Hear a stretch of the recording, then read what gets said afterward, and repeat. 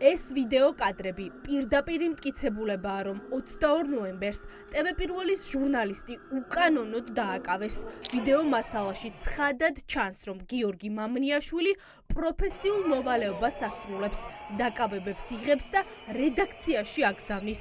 როგორც ჩანს, ძალადობრივი დაკავებების გაშუქებით გაღიზიანებულმა პოლიციელმა ლაშა სალუქვაძემ კიდევ ერთი უკანონო დაკავების ბრძანების გაცემა გადაწყვიტა. კოლეგების გადაღებულ მასალაში ცხადად ისმის ბრძანება.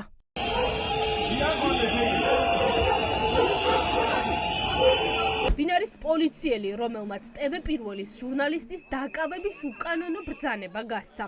ლაშა სალუქვაძე საზოგადოებამ ქალების ცემის საქმით გაიცნო. 2024 წლის 13 ნოემბერს სალუქვაძე არაერთმა მომიტინგე ქალმა ფიზიკურ ძალადობაში ამხილა. ცენტრალურ საარჩევნო კომისიასთან სალუქვაძე კონკრეტულად ქალებზე ძალადობდა.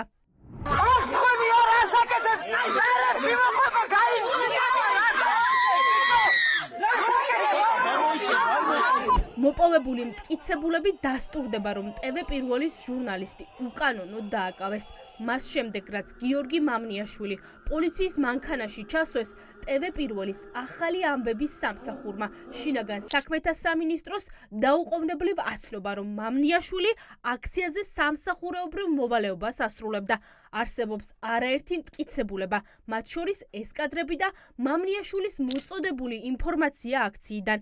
თუმცა ამის ცოდნის მიუხედავად, გელაძის უწყებამ ჟურნალისტი მაინც იზოლატორში გადაიყვანა.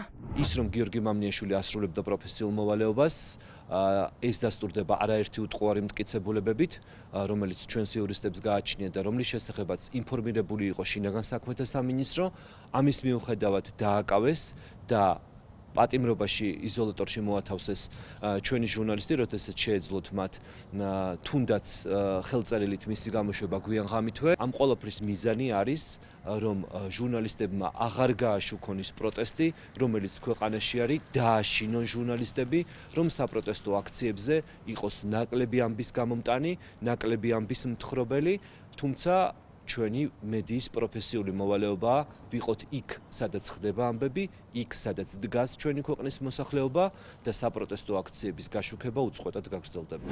დაკავების შემდეგ 5 საათის განმავლობაში TV1-ის ჟურნალისტს არ აძლევდნენ ადვოკატთან დარეკვის უფლებას.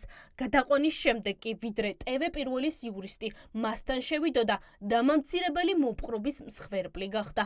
მომხდარს ტელევიზია ჟურნალისტებზე განხორციელებულ ფსიქოლოგიურ ზეწოლად აფასებს. ყველა მიცოდა, რომ გიორგი ასრულებდა პროფესიულ ვალდებულებას და გიორგი იყო ჟურნალისტი და გარდა ამისა, უშუალოდ მისი დაკავება უკავშირდება მის პროფესიულ მოვალეობას, რადგან ის აშუქებდა იმ უკანონო მოქმედებებს, რომელსაც ჩადიოდნენ პოლიციელები. მიუხედავად არაერთი მოთხოვნისა, მას არც ხელები გაუხსნეს და ასევე არც ადვოკატთან დაარეკინეს. ის ეგრეთ წოდებულ შიშებიან შენობაში კახეთის გზატკეცილზე იყო რამდენიმე საათის განმავლობაში, როდესაც ითხოვდა ადვოკატთან დაკავშირებას, არ მისცეს ამის საშუალება, გზაშიც ითხოვდა ადვოკატთან დაკავშირებას, თუმცა არც მაშინ, ისევე როგორც უკვე იზოლატორში შესახლების დროს.